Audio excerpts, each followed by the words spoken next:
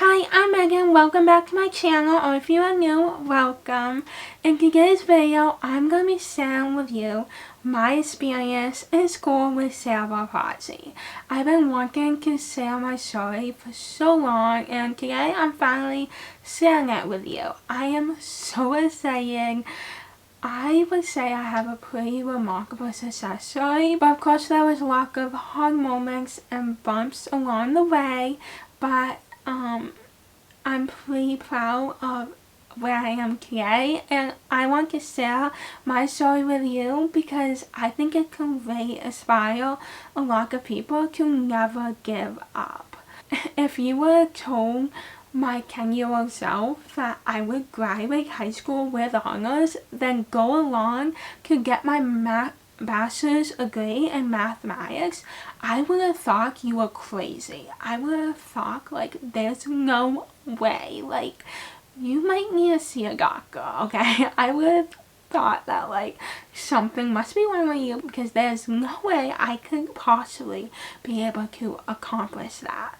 But for somehow I did it, and to this day I sure can't believe I actually, accomplished what I did, and I'm so excited to share it with you. This video is definitely going to be a long one, so get a snack, get a drink. I'm so excited to tell you my success story in school.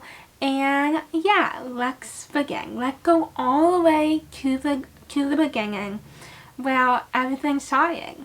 So elementary school, that's where it all begins. So early on, from the beginning, I got tested to see if I have a learning disability. And since I have CP, I think it was definitely known that, I would at least need some accommodations and maybe even, like, have trouble with learning. So, I got tested, and, looking back on that day and knowing, like, right now, like, everything I've accomplished and, who I am today and everything I know I'm capable of, and, what my mom has said about the day I was testing, I'm not sure if that test was accurate, but nevertheless, the test did show that I had learning difficulties and that I would be put in a special education. And I feel like one of the reasons why I feel like the test wasn't accurate was because the day I took the test, I was wearing an eye patch, and I wore eye patches a lot throughout growing up, especially in elementary school, to help make my right eye stronger because I can't only use my left eye, so to wear eye patches, it really forced me to use my right eye. The time I was being evaluated to take the test, and being, tested for, like, learning disabilities, I only had use of my right eye. But not only that, but it would be in high school when we would find out that my vision is actually worse than, we expected it to be. I talk about this in another video of, being visually impaired. So you can watch that if you want to learn more about it. But in 9th grade, I believe, it was the beginning of high school, I got diagnosed with hemianopsia, and I always had hemianopsia. If you don't know, it is 50% fear cock in both of your eyes, and for me that's on the right side. Not only did I have one eye available when I was taking the when I was being tested, I actually had half of that one eye because I can only see half of my eye. Like, I have 50% field loss. So do I think the results would have been different if I was, if I had, my full vision, like, available and I didn't have my eye patch on? I do think that. I do think there's a good possibility it would have been different. But looking, like, back, like, I think I did pretty well. To only have half of one eye, I think I did pretty well. But either way, I got put in a special education, and I have a lot to say about special education. Now, I'm not going to go into details right now because this video is already going to be long enough, but I probably will make a separate video of my experience in special education and what I feel about special education, all that stuff, because I do have a lot to say. But to sum it up, I would say the people who, work with me throughout, elementary school, middle school, high school, all my years in school, leading up to college, they were amazing. I had great teachers. I know if they could see me now, they would be so proud of me and how far I have come. I think they really love having me as their student, and I remember always making them laugh. I definitely used my sense of humor throughout school because, it helped me get through some hard times. And, if I didn't have my sense of humor, then it would have been, definitely more difficult to get through because, there was definitely a lot of hard moments. And, I, struggled a lot, but, my sense of humor got me through a lot of it. That was just something I always had throughout school. Now, do I think there are problems in, the system of special education? Yes, I do think there are several problems, and one being that I felt like being in special education, in a way, is segregating me from the rest of my class. Because everyone that was in special education was taken out of the class. We went to another room, and we were basically taught different things. And, I feel like over time, that really impacted me negatively. Being taken, away from the rest of the class, and, being taught not the things that everyone else was being taught. One thing that really plays a big role in my success story and why it honestly took so long for people to realize how amazing I am at mathematics is MCAS. Now, if you don't know, MCAS is a standardized test everyone, I'm pretty sure in public schools have to take from 3rd grade to 10th grade, and you have to pass by the end of 10th grade pretty much before you can officially graduate high school. And I think that played a big factor in my success story because being in special education, it definitely made me fall behind. And at the end of the day, I wasn't learning what I was supposed to.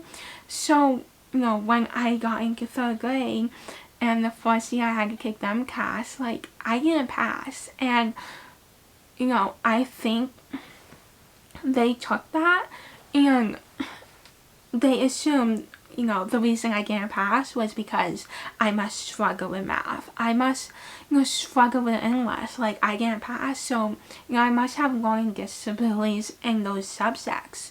And for that reason, we must slow even further down. We must, slow down even further. And, I think that was a big mistake.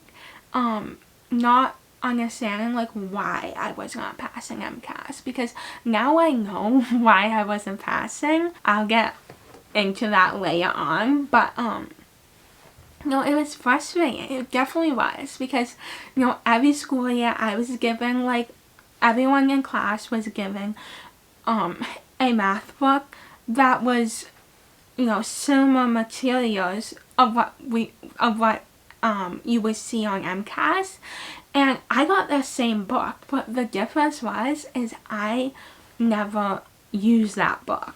I was given another book which was very more basis, and it was pretty much just doing basic math, multiplication, subtracting, division, addition, things like that. It did not prepare me to take the MCAS. Like, I did not learn the materials I needed to pass. And like, I remember thinking to myself at one point, like, why am I like not using this math book that everyone else is using?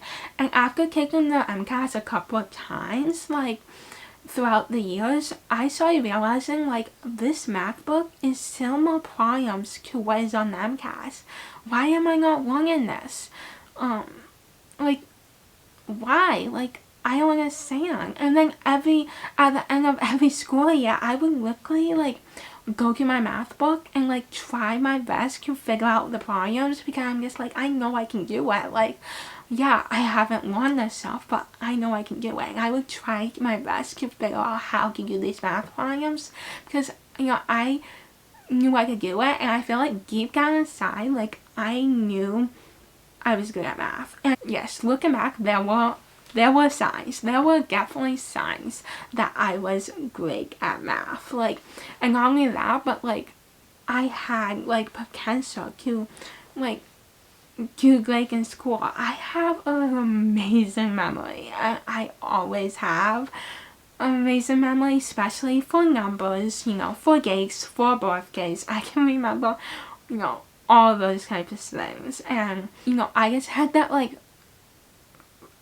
fascination with numbers from a young age. And in a way, like, I do feel like I was held back because, you know, at the end of the day, like, I was always good at math. Like, you know, it was always within me. Even though I'm getting like kind of foreshadowing, but the fact that I took like upper core high school for my life to really change, and for, you know, people to realize like, yes, like, you are amazing at math.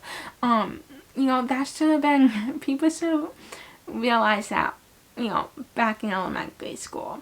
So yeah, I do believe that like I knew I was good at math. Back in elementary school, the problem is I didn't have much confidence, especially since I wasn't passing MCAS, and I felt like those around me like assumed that must be because, you know, I have a learning disability in math or English. So I definitely didn't have confidence, and it is frustrating looking back because, yeah, I felt like for so long I was just learning the same material every year. Like, I was just learning like multiplication, like division. Like, I wasn't learning what everyone else was learning that was going to be on the MCAS. And also to mention, I also had like OT-PT speech therapy, so I was out of the classroom a lot. So not only was I kicked out of the classroom a lot because I was in special education, but I also had so many other things that I was kicked out of the classroom for. So I was like barely in the classroom, and that also I feel like had an impact on my success like in elementary school. At like the last year of being in elementary school, they did finally like realize like maybe we should keep the special education like students like in the classroom, and we'll be there together like in the classroom. We'll have a special education teacher there for help. And I'm just like, oh my god, like they should have done that so much earlier, because being taken out of the classroom, you know, is gonna negatively impact you in the long run. Like, even though there are times where like you might need to learn material slower, or like you might need to go over it more in details, and it might take you longer to grab the material. Like, being taken out of the classroom is not necessarily good like all the time, and them doing it like all the time and, you know, finally like realizing like maybe they shouldn't do that, you know, I think had an impact on me. So that's how I would sum up like elementary school. Like, yeah, like there was some frustrations in terms of special education, and, you know, them like thinking the reason I wasn't passing MCAS was because I struggle academically in those subjects, when I don't believe it the case, especially since I know what I know now. and everything I've accomplished. There was definitely signs throughout it all that I was very talented, in math. Okay, now on to middle school. Now this is when it gets interesting because this is the first time where I truly believed, like, I was good at math. Like, yes, the MCAS was not reflecting that, but deep down, like, I knew I was good at math. And what really frustrating was transitioning from elementary school to middle school. They decided to put me in a class for people who struggle with math.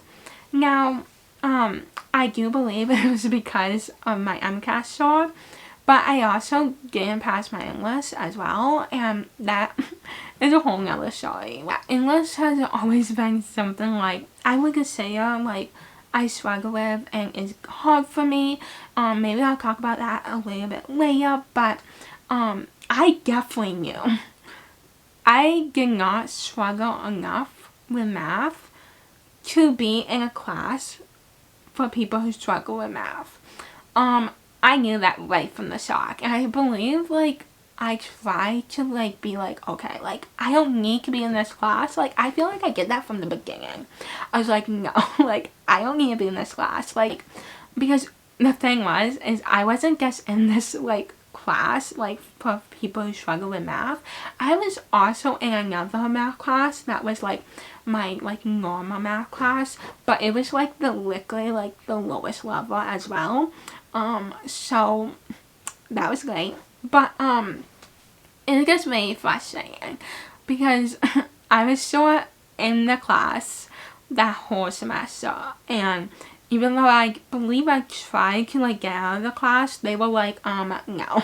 But, yeah, I did very well, and I expected it, but also, like, it was just very frustrating because the whole time we would just practice our timetables, play cool math for kid games with, let me just say, I love cool math for kids games. I played that so much back in middle school and high school.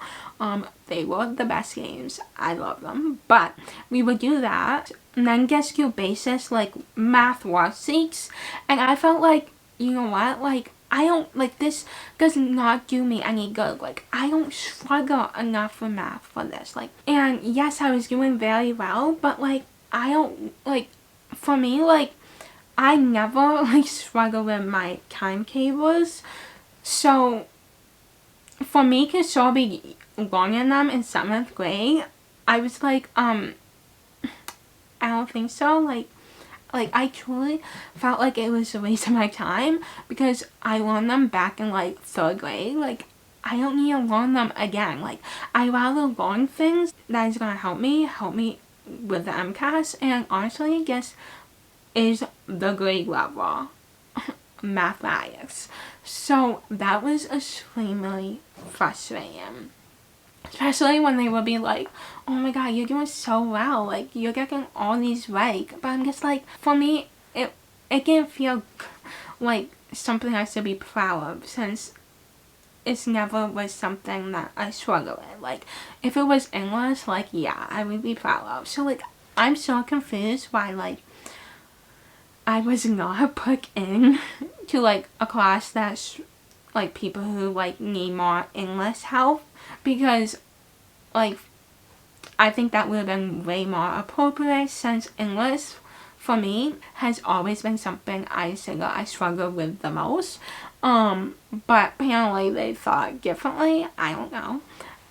But eventually I did get out of that class because it was a waste of my time and I didn't need that. Instead, I got put in a class to get extra English help, which I appreciated a lot more, because for me, like, I needed more English help. Like, I needed that. That's always been something I figure, like, is hard for me and that I struggle with throughout school. And is it because I never really got taught grammar and really never got taught what I needed to? Maybe. Like, but I don't know. Like, it's hard to know. It's hard to know, like, if not being taught what I needed to caused me in a way to struggle with certain subjects. It's hard to know, or no matter if I was being taught what I needed to, would I struggle anyway?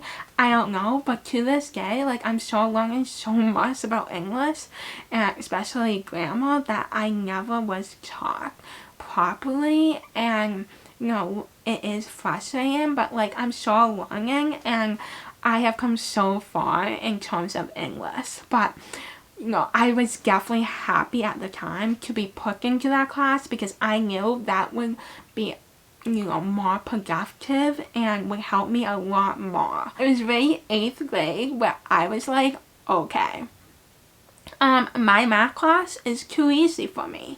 I was put into like a relatively easy math class in 8th grade, and yeah, it wasn't long for me to be like, this is too easy. I'm literally like, I think at one point I was answering like every question, and I was just like, I don't know, I just felt like I was way behind. Like, I felt like I was like 3 grade levels behind like what I was learning. Like, and then of course, like, I was still not passing my MCAS, and they were still doing that thing where it's like, well, you didn't pass, so you must not be good at math. You must, struggle with that. But it's just like, I'm not gonna pass if I'm not learning what I need to learn that is gonna be on the MCAS. Like, I'm not. Like, that's just the reality. Like, yes, like, I know my results are killing me, like